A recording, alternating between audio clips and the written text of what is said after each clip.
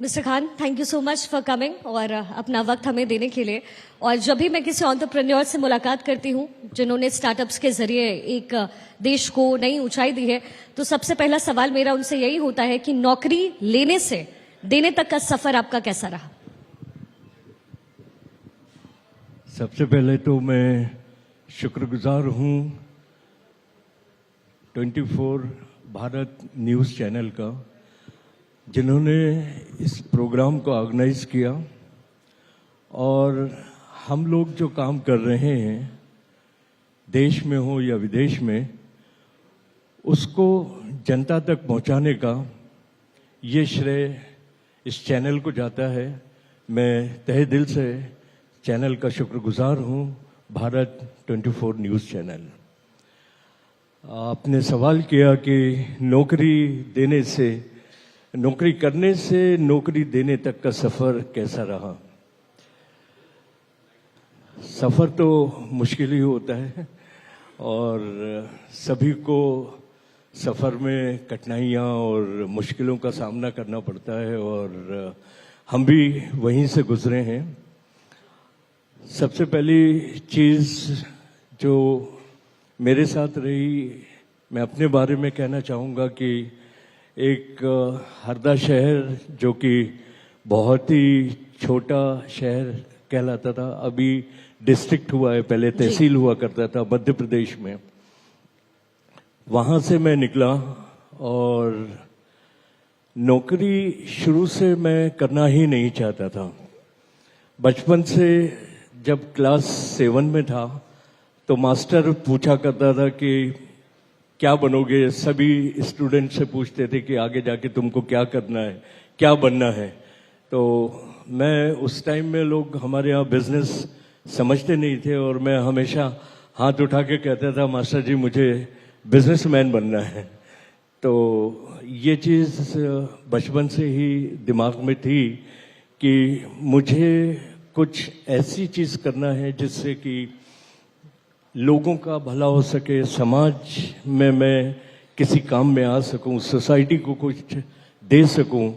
यही प्रेरणा को लेके मैं आगे बढ़ा और सबसे बड़ी माँ बाप की दुआएं मेरे साथ में रहीं और मेरे साथ लोगों का बहुत सपोर्ट और उन लोगों का अटूट विश्वास मुझ पर रहा, मेरी टीम का। तो ये सफ़र मेरे लिए मुश्किल ही सही लेकिन आसान हो गया जी। और सर कहते भी हैं कि सफर मंजिल से ज्यादा खूबसूरत होता है क्योंकि उसमें बहुत सारे पड़ाव होते हैं।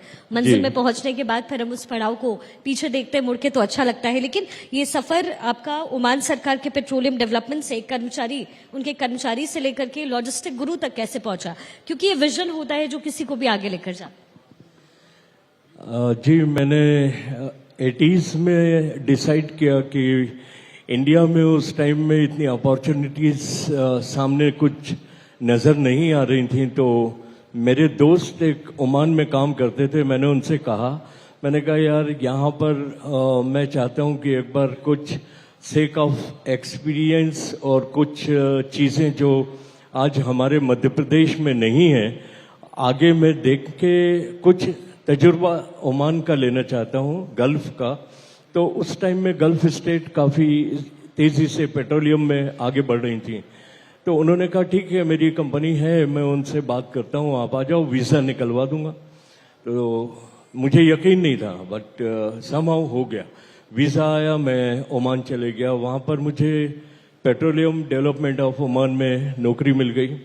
एंड जो मेरी रिस्पॉन्सिबिलिटी थी वहाँ पर वो था डेजर्ट में रिग्स को मोबिलाइज करना जी। तो ये जो बहुत ही स्पेशलाइज्ड जॉब होता है, तो इसके लिए मेरे पास तो उतना एक्सपीरियंस नहीं था। बट उस टाइम में एक अमेरिकन कंपनी थी ऑफसेट बोल के, उस कंपनी के जो भी डायरेक्टर्स वगैरह काम करते थे पेट्रोलियम के लिए, रिग्स को मूवमेंट करने के लिए, तो उन्होंने मुझे ये काम को सिखाया। और 2 साल बड़ी कड़ी मेहनत रही डेजर्ट में, 54-56 डिग्री टेम्परेचर के अंदर में काम करना पड़ा। लेकिन एक जुनून था, एक जिद थी कि करना है। तो वो किया मैंने, उसके साथ में एक्सपीरियंस मुझे हुआ वहाँ से। एंड देन फिर मैंने वहीं अपनी एक सोच को बदला कि यार यहीं क्यों ना बिजनेस किया जाए।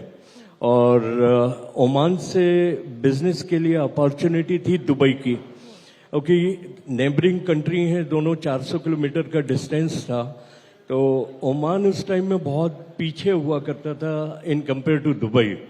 हम लोग ने मेरे दोस्त को साथ में लिया और मैंने कहा यार ऐसा करते हैं, नौकरी छोड़ते हैं, अपन एक आज़ाद वीज़ा उस टाइम में मिलता था, इंडिपेंडेंट वीज़ा, वो वीज़ा लेके अपन अपना काम करते हैं। और उसने कहा बहुत रिस्क है। मैंने कहा रिस्क तो लेना ही है, बगैर रिस्क के तो कुछ होगा नहीं, जो होगा तकदीर में देखा जाएगा। तो काम स्टार्ट किया हम लोगों ने। ओमान से ही लॉजिस्टिक मैंने स्टार्ट किया और मेरा पहला बिजनेस वहीं था। वहाँ मैंने एक कंपनी इस्टेब्लिश की जिसके अंदर में मैंने गाड़ियाँ खरीदी और दुबई से हम लोग वेजिटेबल्स, फूड ग्रेन्स लोड करते थे और मस्कत में लाके उसको बेच देते थे। ये काम हम लोगों ने वहीं स्टार्ट कर दिया था। फॉर्चुनेट और अनफॉर्चुनेट 86 में मैं जब इंडिया वापस आया तब मेरे बड़े पापा ने कहा कि तुम टाइम क्यों वेस्ट कर रहे हो अपना, अपने देश में आके काम करो, यहाँ बहुत काम है। मैंने कहा था मैं तो सेटल्ड हो गया हूँ और अब मुझे जल्दी यहाँ पर इंडिया में चांस मिलेगा या नहीं मिलेगा पता नहीं है। उन्होंने कहा मेरी कंपनी काम कर रही है पारादीप पोर्ट में और वहाँ लॉजिस्टिक की हमको बहुत ज़रूरत है और वो पोर्ट अभी वर्जिन है, वहाँ बहुत काम है और तुम सेटल्ड हो जाओगे, ये गारंटी मेरी है, तुम आ जाओ। तो मैंने फिर डिसाइड किया कि नहीं ठीक है, देश तो अपना है और जाना है एक दिन लौट के वहीं पर, तो व्हाई नॉट टुडे।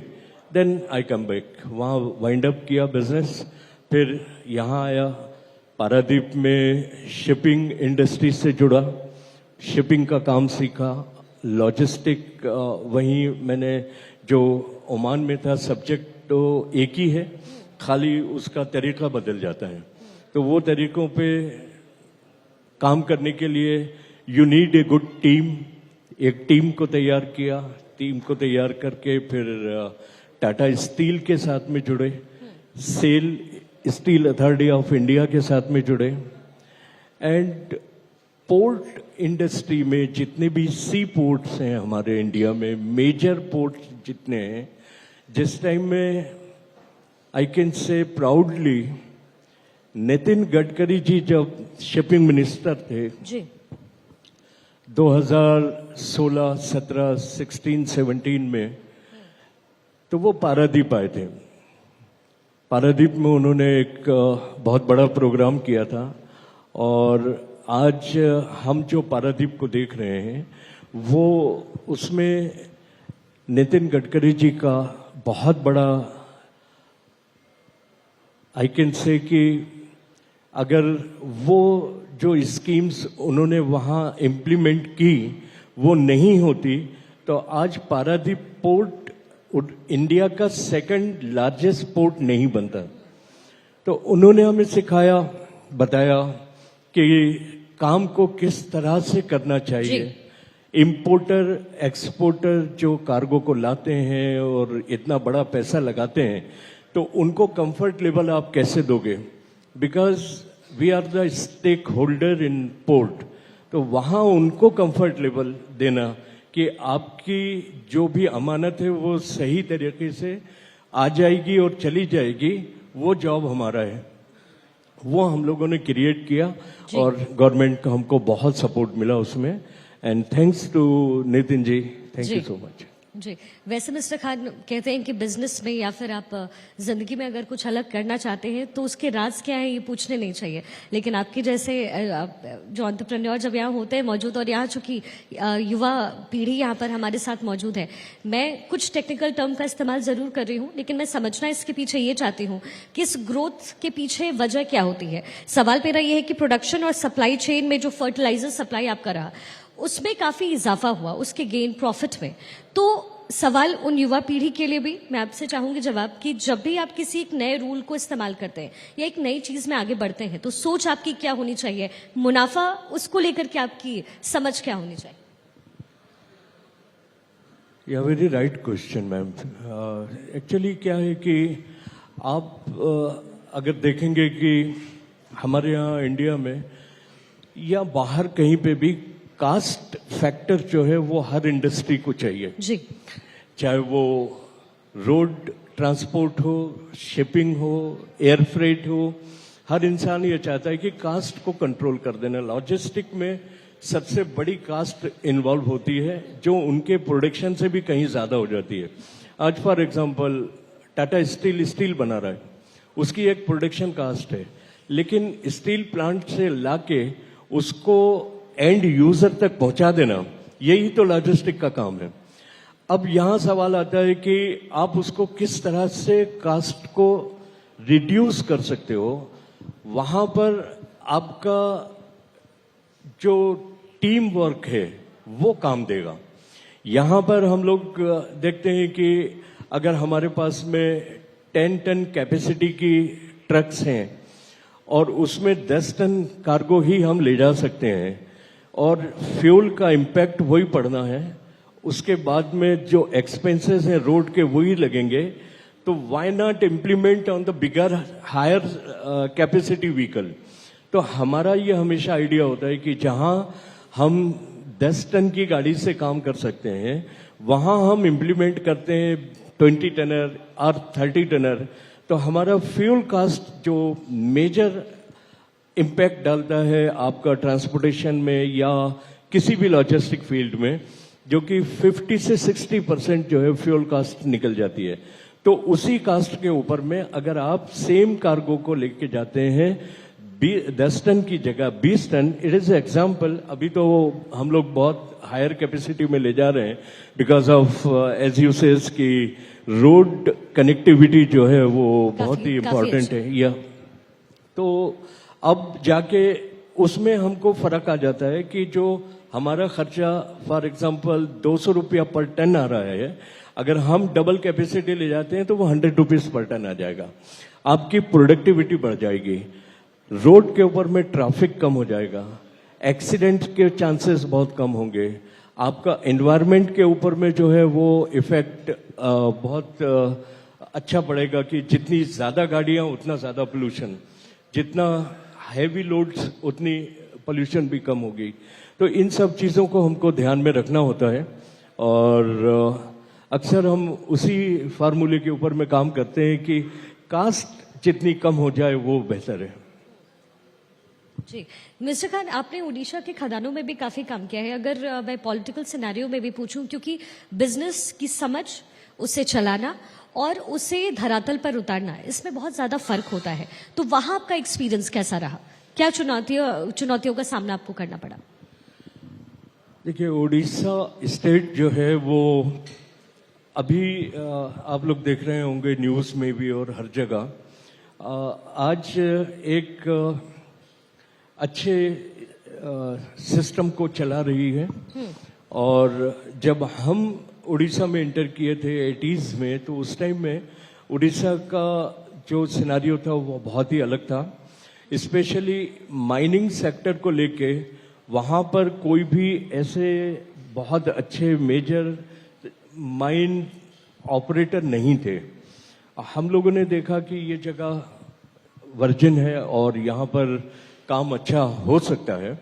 हमने लेटेस्ट टेक्नोलॉजी के इक्विपमेंट माइनिंग में डिप्लॉय किए।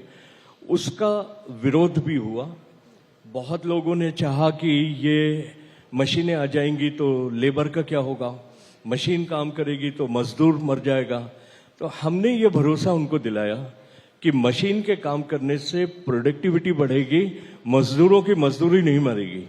और ये गारंटी देके बाउंड साइन करके गवर्नमेंट ऑफ उड़ीसा के साथ में टाई अप करके हम लोगों ने ये चीज को इस्टेब्लिश किया, लोगों के बीच में ये यकीन दिलाया कि हम जो काम करने जा रहे हैं ये लोगों के फायदे के लिए है, नुकसान के लिए नहीं है। उसमें काफी चैलेंजेस आए।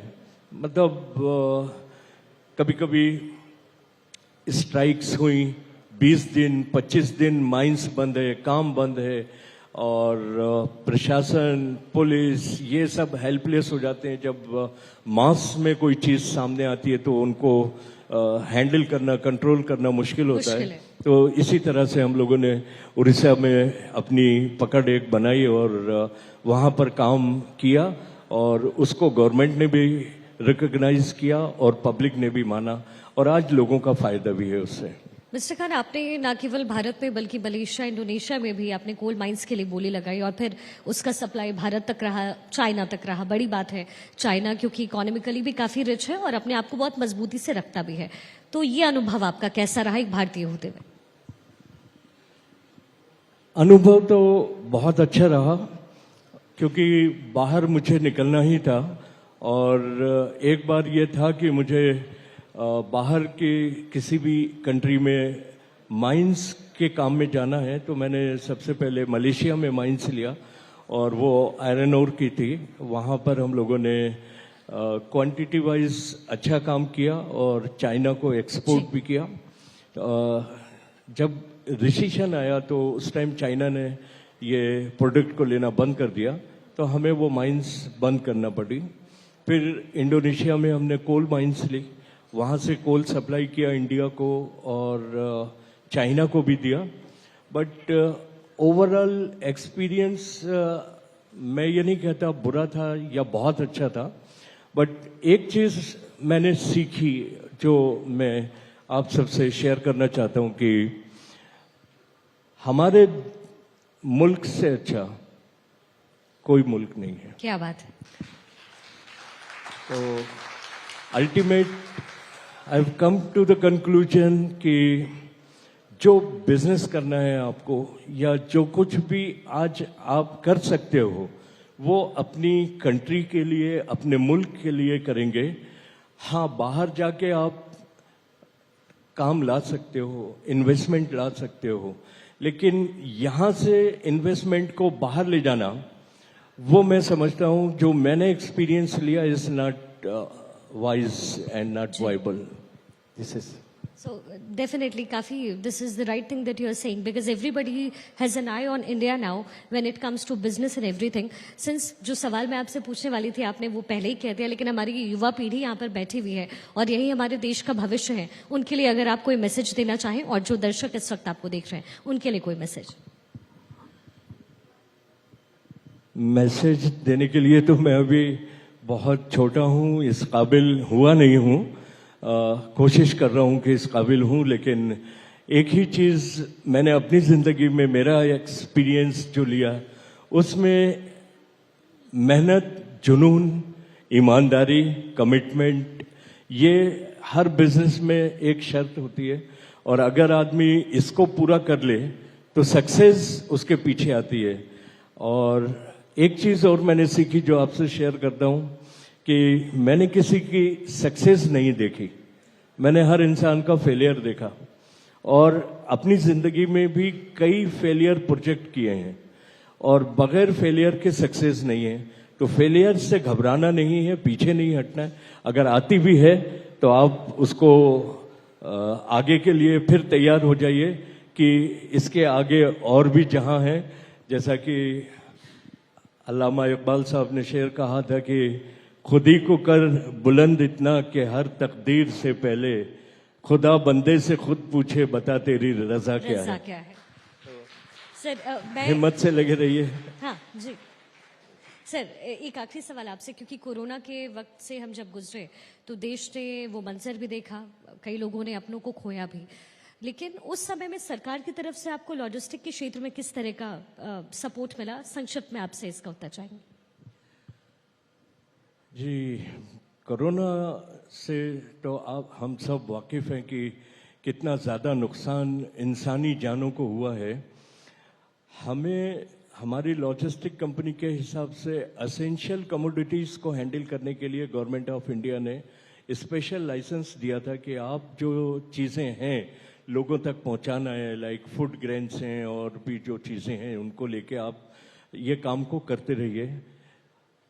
उससे लेकिन हमारी कंपनी में जितने भी एम्प्लॉयज़ थे या जो हमारी रिस्पॉन्सिबिलिटी थी वो कम नहीं हो सक रही थी और पूरी नहीं हो पाती थी।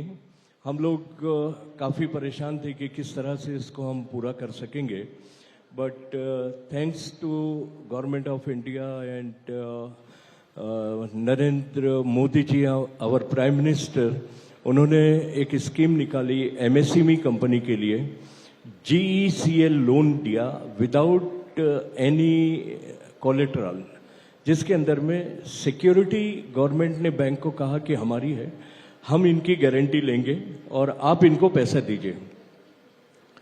हमारे साथ भी ऐसे ही हुआ। स्टेट बैंक ऑफ इंडिया की टीम आई, उन्होंने कहा कि आपकी कंपनी एलिजिबल है और आपको ये पैसा मिल सकता है, आप इसको अवेल करना चाहते हैं? मैंने कहा सर आप बोलते हैं लेकिन होता तो नहीं है।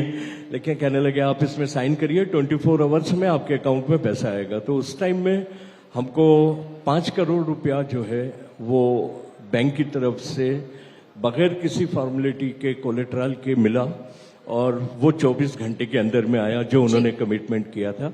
उसी से फिर हमने कंपनी को उठाया और फर्टिलाइजर इंडस्ट्री में इसको इन्वेस्ट किया और जिससे कि खाद किसानों तक पहुंच सकी और काफी फायदा हमको हुआ और किसानों को भी हुआ। बहुत बहुत शुक्रिया मिस्टर खालिद खान हमारे साथ यहाँ जुड़ने के लिए, यहाँ मौजूद रहने के लिए, और तालियों के साथ मैं चाहूंगी कि सर को आप शुभकामनाएं। Thank you very much. Thank you so much ma'am.